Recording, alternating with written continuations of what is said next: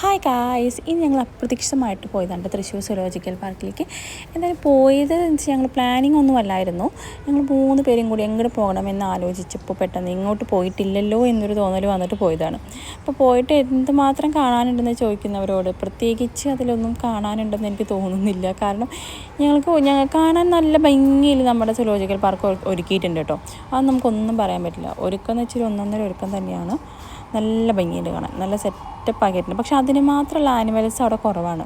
ഇപ്പോൾ മക്കളെയൊക്കെ കൊണ്ടുപോയാലും നമ്മൾ ഒരുപാട് ദൂരം നടന്ന് ക്ഷീണിക്കും എന്നല്ലാതെ അതിന് മാത്രമൊന്നും കാണാനായിട്ടൊന്നും ആയിട്ടില്ല എന്ന് വേണം പറയാനായിട്ട്. പോവരുത് അതുകൊണ്ട് ആരും എന്നല്ല പറയുന്നത്. ഇനി ഒരുപാട് പ്രതീക്ഷിച്ച് പോകുന്ന ആൾക്കാരോട് പറയാൻ ഒരുപാട് പ്രതീക്ഷകളൊന്നും വേണ്ട, അതിന് മാത്രം ഒന്നും അതിലില്ല എന്ന് പറഞ്ഞതാണ് കേട്ടോ.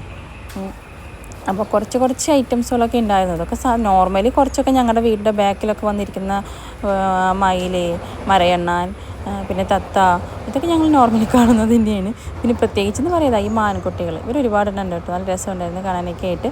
നമ്മുടെ പഴയ തൃശ്ശൂരിലെ സുവോളജിക്കൽ പാർക്കിലായാലും ഉണ്ടായിരുന്നു കേട്ടോ. അപ്പോൾ നല്ല സൂപ്പറായിരുന്നു.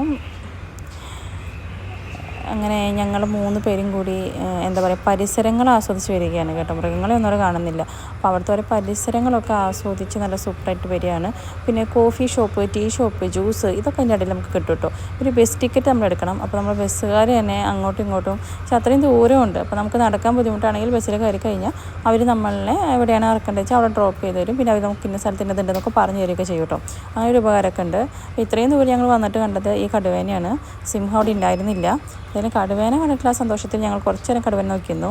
തിരിച്ചു വരുന്ന വഴിക്കാണ് കേട്ടോ ഞങ്ങളുടെ തൃശ്ശൂരിലെ എന്താ പറയുക, ആ ഒരു സുവർണ്ണ അവസരം ഞങ്ങൾക്ക് ലഭിച്ചത്. കാരണം ആ റൗണ്ടിൽ കൂടെ ചുറ്റി വരുമ്പോൾ അതാ കിടക്കുന്നത് ലൈറ്റ് ഷോ ആണ് അന്ന് തൃശ്ശൂർ. സൂപ്പർ വ്യൂ ആയിരുന്നു മക്കൾ, എല്ലാവരും പോയി കാണണം. അതിനേക്കാളും ഞങ്ങൾ എൻജോയ് ചെയ്തത് ഇതായിരുന്നു കേട്ടോ. അപ്പോൾ അതങ്ങനെ ആസ്വദിച്ചിട്ടാണ് പിന്നെ ഞങ്ങൾ വീട്ടിലേക്ക് പോകുന്നത്.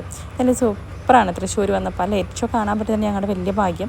ഞങ്ങൾക്ക് ഉള്ളിൽ കയറി കാണാൻ പറ്റിയില്ല. അപ്പോൾ അതിന് വേണ്ടി ഞങ്ങൾ നെക്സ്റ്റ് ഡേ, കാരണം 2 days ഉണ്ടെന്ന് പറഞ്ഞു കേട്ടോ. അപ്പോൾ സൺഡേ വരാം എന്നുള്ളൊരു പ്ലാനിങ്ങിലാണ് ഇപ്പോൾ ഞങ്ങൾ പോകുന്നത്. അവിടെ നിന്ന് ഇറങ്ങണം എന്നുള്ള ആഗ്രഹം ഉണ്ടെങ്കിലും നല്ല ബ്ലോക്കായിരുന്നു.